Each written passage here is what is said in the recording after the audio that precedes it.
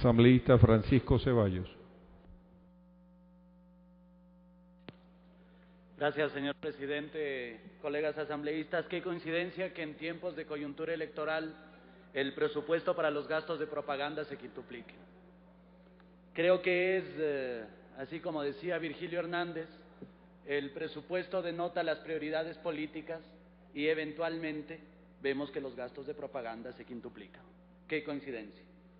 La pregunta es, ¿en qué gastarán? Y por supuesto que es legítimo promocionar las obras, por supuesto.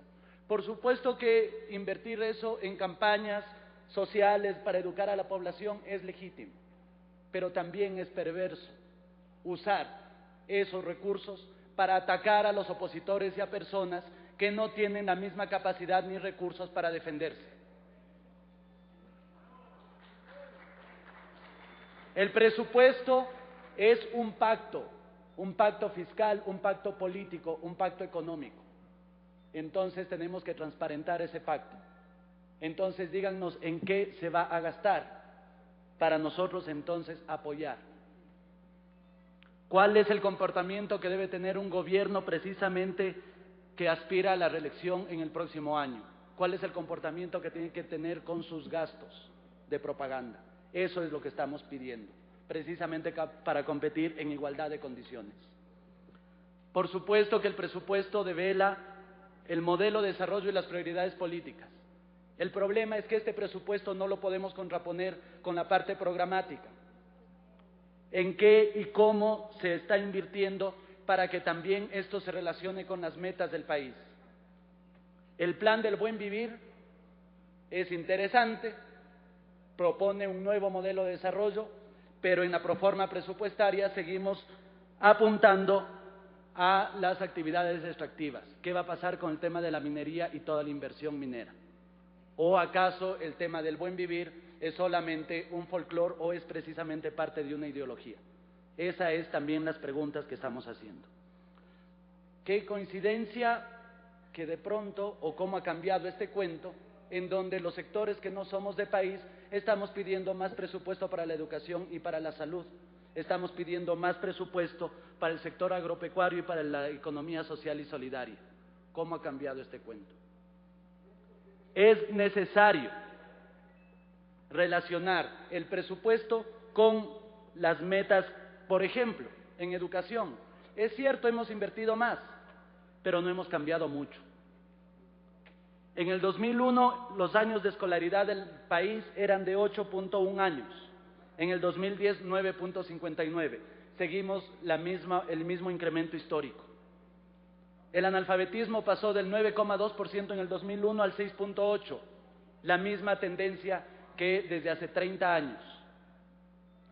9 de cada 10 niños, niñas y adolescentes asisten a la escuela, pero el 30% no culmina, por todo lo que hemos invertido incluso.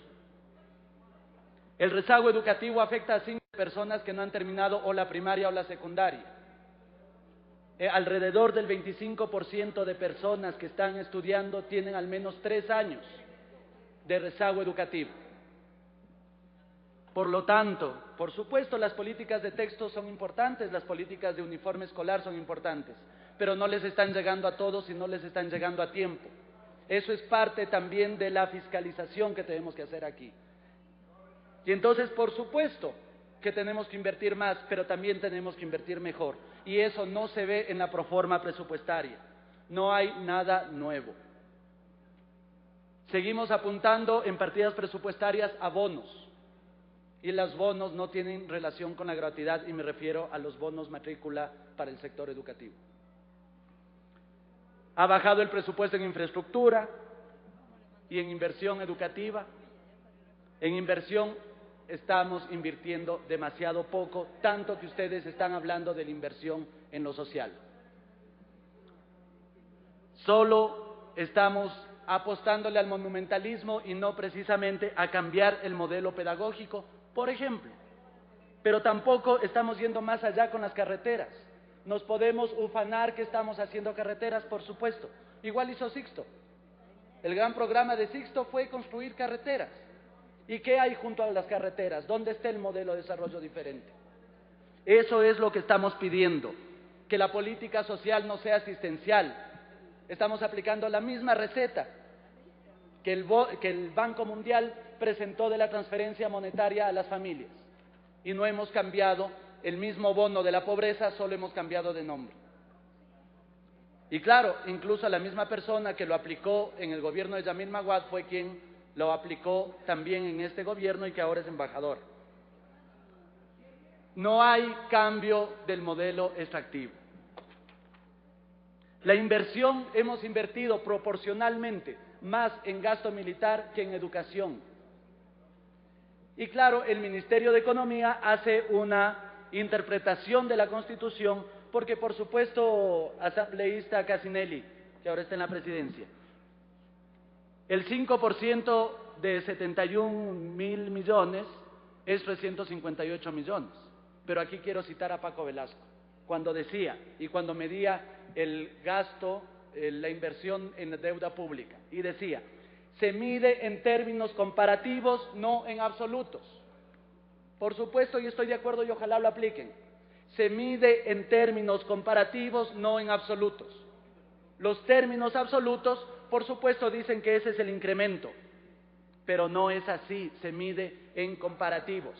Por lo tanto, y claro, también llama la atención que en el informe de mayoría, el 5% del PIB para salud sea 361 millones y el 5% del PIB para educación inicial sea 358 millones. Estas matemáticas no entiendo. La inversión que estamos haciendo en este momento en educación significa el 10% del presupuesto general del Estado.